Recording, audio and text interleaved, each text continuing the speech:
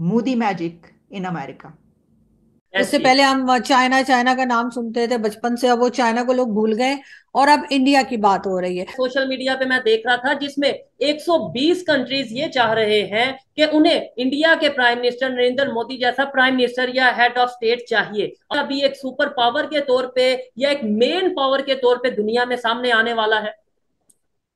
देखिए बिल्कुल, इंडिया जो है वो बहरहाल सामने तो आ चुका है और काफी स्ट्रॉन्ग कंट्री के तौर पे।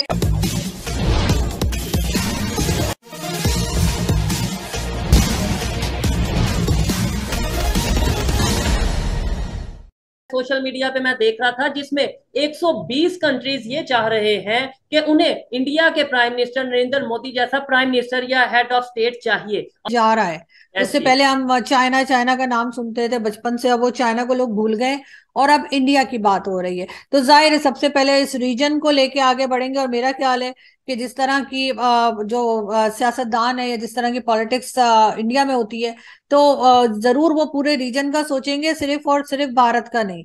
और अभी एक सुपर पावर के तौर पे या एक मेन पावर के तौर पे दुनिया में सामने आने वाला है। देखिए बिल्कुल, इंडिया जो है वो बहरहाल सामने तो आ चुका है और काफी स्ट्रॉन्ग कंट्री के तौर पे। लेकिन अगर फ्रेंडली फ्रेंडली कंट्रीज की आप बात कर रहे हैं तो मैं नहीं समझती कि किसी भी कंट्री के दूसरी कंट्री के साथ कोई फ्रेंडली रिलेशंस होते हैं। ये टोटली बिजनेस पे डिपेंड करता है और कुछ नहीं। वरना ये तो हमने ही निकाला है कि जी फ्रेंडली कंट्रीज, जो हमें पैसा दे दे वो हमारी फ्रेंडली कंट्रीज है, जो ना दे तो वो हमारी फ्रेंडली कंट्रीज नहीं है। लेकिन ये जरूर है, इंडिया के पास बहुत कुछ है दुनिया को ऑफर करने के लिए, चाहे वो पैसा देकर सामान लेना हो, चाहे वो उनके पास जो है वो लोग मौजूद हैं ऐसे जो कई फील्ड में काम कर सकते हैं, और चाहे वो आईटी डिपार्टमेंट हो या कोई भी दूसरा डिपार्टमेंट वहां पर है, चाहे वो मेडिकल फील्ड हो, चाहे वो वैक्सीन बनाना हो। तो इसलिए इंडिया की जरूरत दुनिया को पड़ती रहेगी, और एक बिजनेस रिलेशंस जो मैं कह रही हूँ, स्ट्रॉन्ग बिजनेस रिलेशन, वो उनके सब कंट्रीज के साथ बनते हुए दिख रहे हैं। Moody magic in America. आप इसको किसी भी नाम से देखें, लेकिन इसमें इंडिया और अमेरिका के बीच बहुत अहम डेवलपमेंट्स सामने आई हैं। ये विजिट हमें ये बताता है कि ये बात तय हो गई कि अब अमेरिका और इंडिया अलाइज हैं, एक दूसरे के पार्टनर हैं, दोस्त हैं, और पाकिस्तान अमेरिका से बाहर निकल चुका है। पत्नी की ये बहुत ही अहम मुलाकातें रही हैं। वाइट हाउस का डिनर एक हिस्टोरिक डिनर कहा जाएगा। इसकी वजह यह कि इसमें कुछ ऐसे स्टेप्स लिए गए हैं जो आज तक किसी भी हेड ऑफ द स्टेट के लिए इससे पहले नहीं लिए गए। इसी तरीके से जो स्पीच की है प्राइम मिनिस्टर नरेंद्र मोदी ने, वो स्पीच भी एक तारीखी स्पीच है, जिसमें उन्होंने आर्टिफिशियल इंटेलिजेंस से लेकर इंडिया के और अमेरिका के बीच होने वाले एग्रीमेंट्स और तारीख से लेकर मुस्तकबिल तक एक भरपूर नज़र डाली। विजिट इसने स्टैंप लगा दी है, इसने मोहर लगा दी है कि अब पाकिस्तान अमेरिका से बाहर निकल चुका है। पाकिस्तान और अमेरिका अब दूर हो चुके हैं। अब हम चाइना के साथ हैं, और अब अमेरिका और इंडिया एक दूसरे के साथ खड़े हैं। तो इसके बहुत से नताइज निकलेंगे। आप देखेंगे आइंदा आने वाले सालों में, महीनों में आहिस्ता आहिस्ता ये सामने आता चला जाएगी बात। अभी इससे, इस विजिट से पहले हम सिर्फ बात कर रहे थे, जैसे मैंने कहा कि इसने मुहर सब्त कर दी है इस चीज़ पर, इस डिक्लेरेशन ने भी और इस विजिट ने भी, वहाँ पर जो हमने आपके सामने सारी है। और चाइना और पाकिस्तान अब इकट्ठे में नज़र आ रहे हैं। ख़ास तौर पर देखिए डिफेंस मिनिस्टर की तरफ से कहना कि हमने जो साथ रहे हमारे अमेरिका के, तो हमें जो है हमने बड़ी इसके ये किया। तो बहुत ही हैरानी की बात यह है कि आप डेकेड टू डेकेड अमेरिका के साथ रहे और इमदाद लेते रहे, ढेरों ढेर इमदाद लेते रहे। अमेरिका के कहने पर जंगें की हमने हमने रूस को तोड़ने से लेकर उसके बाद जो 9/11 का वाक़या, उसके बाद भी जो दहशतगर्दी के खिलाफ जंगें, और उसके नतीजे में हमारे मुल्क की जो ईंट से ईंट बजी, वो बजने के बाद हम ये कह रहे हैं कि हमने बहुत नुकसान उठाया, ये हमारी गलती थी, और डेकेड्स तक हमें ये अपनी गलती का एहसास नहीं हुआ। और अब जब हम हालात को देखते हुए हमारी ये मजबूरी है और हमने ये चूज़ किया, चलो ठीक है, हमारा ये इंतखाब है कि हमने अब इस तरफ नहीं इस तरफ खड़े होना है, तो फिर हम ये कह रहे हैं कि वो हमारी गलती थी। मेरा ख्याल है कि इसको इस तरीके से हम देख सकते हैं कि बजाय इसके कि या तो फिर अपनी फिर इसमें गलतियां भी माननी चाहिए। सिर्फ ये नहीं कहना चाहिए कि ये अमेरिका का सारा किया धरा है, उसकी गलती है।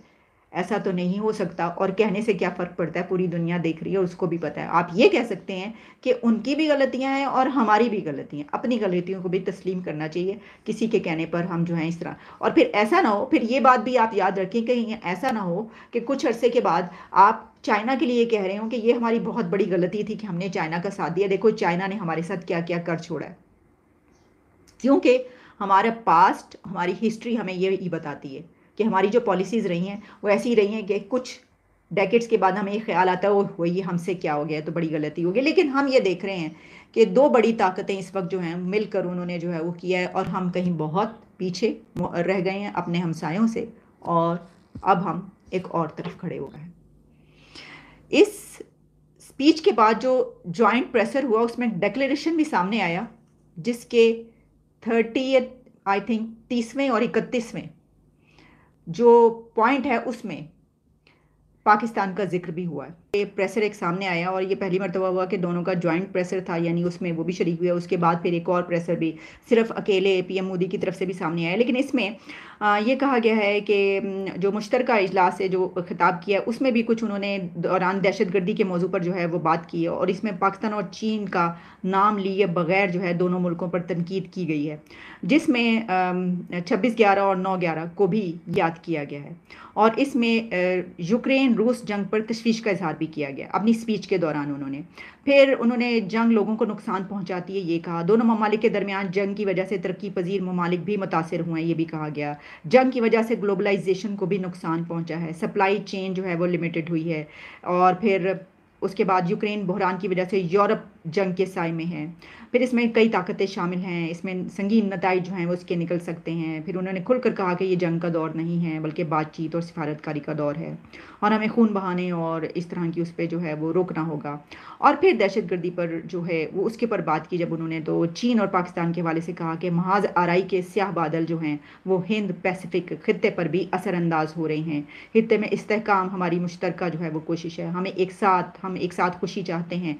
और 9/11 और 26/11 के हमलों के बाद भी बुनियाद परस्ती और दहशतगर्दी पूरी दुनिया के लिए एक संगीन खतरा है। अब जैसा मैंने आपको बताया कि इसमें जो जिक्र किया गया है उसका क्योंकि इशारा और जो कहा गया है वो पाकिस्तान और चाइना के हवाले से क्या कहा गया है। अब इसको आप जब देखेंगे तो आपको वॉइस ऑफ अमेरिका से लेकर BBC तक ये सब जो है ये वहाँ पर पब्लिश हो रहा है और नज़र आ रहा है। इसमें कहा गया कि पाकिस्तान यकीनी बनाए कि उसकी सरजमीन दहशतगर्दी के लिए इस्तेमाल ना हो। और फिर इसमें कहा गया है कि अमेरिका और इंडिया आलमी दहशतगर्दी के ख़िलाफ़ एक साथ खड़े हैं, हम हर सूरत में दहशतगर्दी और इंतहा पसंदी की मजम्मत करते हैं। फिर इस एलामिया में जो डिक्लेरेशन आया है जॉइंट, इसमें कलदम तंजीमों अलकायदा, दौलत इस्लामिया, दाइश और लश्कर तैयबा, जैश मोहम्मद और हिजबुल मुजाहिदीन के ख़िलाफ़ सख्त कार्रवाई करने का जो है वो डिमांड की गई है। फिर सरहद पार दहशतगर्दी को कंडेम किया गया। अमेरिका और इंडिया ने पाकिस्तान से ये डिमांड की है कि फ़ौरी ऐसे इक़दाम के ज़रिए ये मेक श्योर किया जाए कि इसकी जो पाकिस्तान की सरजमीन है वो दहशतगर्द हमलों के लिए इस्तेमाल ना की जाए। फिर इस डिक्लेरेशन में जो मुंबई हमले हैं, पठानकोट हमले के ज़िम्मेदारों के ख़िलाफ़ कार्रवाई की जो है वो डिमांड की गई है। फिर इंडिया और अमेरिका ने जो इंटरनेशनल लेवल पर दहशतगर्दी के मकासद के लिए जो ड्रोन और इसके इस्तेमाल पर तशवीश का इजहार किया है। फिर इसमें यह कहा गया कि जो फाइनेंशियल एक्शन टास्क फोर्स है FATF से भी डिमांड की गई है कि मनी लॉन्ड्रिंग और दहशतगर्दों के ख़िलाफ़, फंडिंग के ख़िलाफ़ आलमी सतह पर जो है ये इसको यानी इफ़ेक्टिव बनाया जाए। ये सब तो इससे जो बात सामने आई उससे ये पता चलता है कि ख़ास तौर पर दहशतगर्दी जो कि पाकिस्तान और चाइना के हवाले से उसका जिक्र किया गया। आप अगर हमसे जुड़ा रहना चाहते हैं तो कृपया मेरे चैनल को सब्सक्राइब करें तथा बेल आइकन भी दबा दें ताकि नई वीडियो की जानकारी तुरंत आप तक पहुंच जाए। धन्यवाद। जय हिंद।